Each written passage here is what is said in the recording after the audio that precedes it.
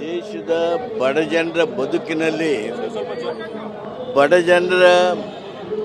ಬದುಕಿನಲ್ಲಿ ಬಹುದೊಡ್ಡ ಬದಲಾವಣೆಯನ್ನು ತಂದಿರುವಂಥ ಕಾನೂನು. ಈ ಕಾನೂನಿನ ಯಾವುದೇ ರೀತಿಯಾಗಿರ್ತಕ್ಕಂಥ ಸಡಿಲುಗೊಳಿಸೋದಾಗಲಿ ಅಥವಾ ಅದನ್ನು ರದ್ದುಪಡಿಸೋದಾಗಲಿ ಅದು ಬಡವರಿಗೆ ಮಾಡ್ತಕ್ಕಂಥ ಅನ್ಯಾಯ, ಶ್ರಮಜೀವಿಗಳಿಗೆ ಮಾಡ್ತಕ್ಕಂಥ ಅನ್ಯಾಯ. ಹಳ್ಳಿಯ ಕೃಷಿ ಕಾರ್ಮಿಕರ ಬದುಕಿಗೆ ಅನುಕೂಲ ಆಗಲಿ ಅಂಥೇಳಿ, ಅವರ ಗ್ರಾಮದಲ್ಲೇ ಉದ್ಯೋಗ ಸಿಗಬೇಕು ಅಂಥೇಳಿ, ಅವರ ಪಂಚಾಯಿತಿ ಪ್ರದೇಶದೊಳಗಿನ ಉದ್ಯೋಗ ಸಿಗಬೇಕು ಅಂಥೇಳಿ ಈಗಾಗಲೇ ಕೆಲವು ವರ್ಷಗಳಿಂದ ನಡೆದು ಬಂದಿರತಕ್ಕಂಥ ಈ ಕಾನೂನನ್ನು BJP ಸರ್ಕಾರ ರದ್ದುಪಡಿಸೋದ್ರ ಮೂಲಕ ಬಡವರಿಗೆ ದ್ರೋಹ ಎಸಗಿದೆ. VBG ಗ್ರಾಮ್ಜಿ ಈ ಕಾನೂನನ್ನು ತಂದು ಈ ಗುತ್ತಿಗೆದಾರ ಓರಿಯೆಂಟೆಡ್ ಕಾನೂನನ್ನು ತಂದಿದ್ದಾರೆ. ಕಾರ್ಪೊರೇಟ್ ಸೆಕ್ಟರ್ಗಳನ್ನು ಬೆಂಬಲಿಸೋದಕ್ಕೆ, ಒತ್ತು ಕೊಡೋದಕ್ಕೆ, ಅವ್ರಿಗೆ ಅನುಕೂಲ ಮಾಡೋದಕ್ಕೆ ಈ ಕಾನೂನು ತಂದಿದ್ದಾರೆ. ಇದನ್ನು ಸರ್ವತಾ ಯಾರೂ ಒಪ್ಪೋದಕ್ಕೆ ಸಾಧ್ಯ ಇಲ್ಲ. ಏನು ನಾವು ಗ್ರಾಮಗಳಲ್ಲಿ, ಹಳ್ಳಿಗಳಲ್ಲಿ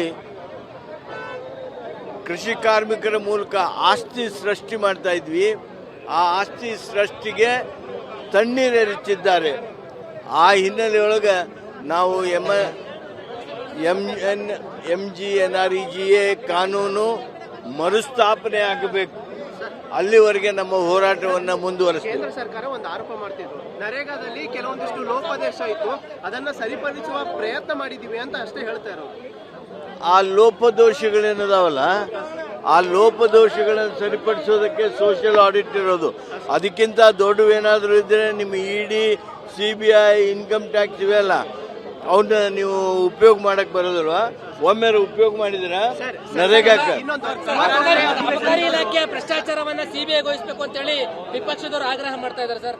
ಯಾಕೆ ಏನಿದೆ ಅದು? ಅಬಕಾರಿ ಇಲಾಖೆಯಲ್ಲಿ ಅಕ್ರಮ ಆಗಿದೆ, ಭ್ರಷ್ಟಾಚಾರ ಆಗಿದೆ ಅನ್ನೋದು ಸರ್. ಅಯ್ಯೋ, ಆ CBIದವ್ರಿಗೆ ಮೊದಲಕ್ಕೆ 1000 ಕೋಟಿ ರೂಪಾಯಿ ಇದೆಯಲ್ಲ, ಅದನ್ನು ಹುಡುಕಂತ ಹೇಳಿ. VB ರಾಮ್ಜಿ ಬಗ್ಗೆ ವಿಶೇಷ ಅಧಿವೇಶನ ಕರೆದಿದ್ದೀರಿ, ಬಟ್ ಅಧಿವೇಶನ ಟೈಮಲ್ಲಿ ಹೊರಗಡೆ ಪ್ರತಿಭಟನೆ ಮಾಡೋದು ಎಷ್ಟರ ಮಟ್ಟಿಗೆ ಸರಿ ಅಂತ ಸರ್? ಅಧಿವೇಶನ ಕರೆದಿದ್ದೇವೆ, ಅಧಿವೇಶನ ನಾವು ಹೋರಾಟ ಮಾಡ್ತೀವಿ, ಅಧಿವೇಶನದೊಳಗೆ ಎಲ್ಲ ವಿಷಯಗಳನ್ನು ಪ್ರಸ್ತಾಪ ಮಾಡ್ತೀವಿ. ಅದು ಇನ್ನೂ 1 ದಿನ 2 ದಿನ ಬಿಟ್ಟು ಬರ್ತದೆ. ಅದನ್ನು ವಿಧಾನಸಭೆಯೊಳಗೂ ಮಾಡ್ತೀವಿ, ವಿಧಾನ ಪರಿಷತ್ನೊಳಗೂ ಮಾಡ್ತೀವಿ, ಹಾಗೂ ರಾಜಕೀಯ ಹೋರಾಟವನ್ನು ಮಾಡ್ತೀವಿ. ಶಾಸನ ಸಭೆಯಲ್ಲಿ ಹೋರಾಟ ಮಾಡ್ತೀವಿ, ಕಾನೂನಾತ್ಮಕ ಹೋರಾಟ ಮಾಡ್ತೀವಿ, ರಾಜಕೀಯ ಹೋರಾಟ ಮಾಡ್ತೀವಿ. ಇವತ್ತು ಅಬಕಾರಿ ಇಲಾಖೆ ಬಗ್ಗೆ ಪ್ರಸ್ತಾಪ ಮಾಡ್ತೀನಿ ಅಂತ, ಹಗರಣದ ಬಗ್ಗೆ ಪ್ರಸ್ತಾಪ ಮಾಡ್ತೀವಿ ಅಂತ BJP ಮತ್ತು JDS ಹೇಳ್ತಿರುವಂತದ್ದು ಸರ್. ಇವತ್ತು ಪ್ರತಿಭಟನೆ ಮಾಡಿದ್ದಾರೆ ಅವರು, ಅದಕ್ಕೆ ಉತ್ತರ ಕೊಡ್ತೀವಿ ಸದನದ.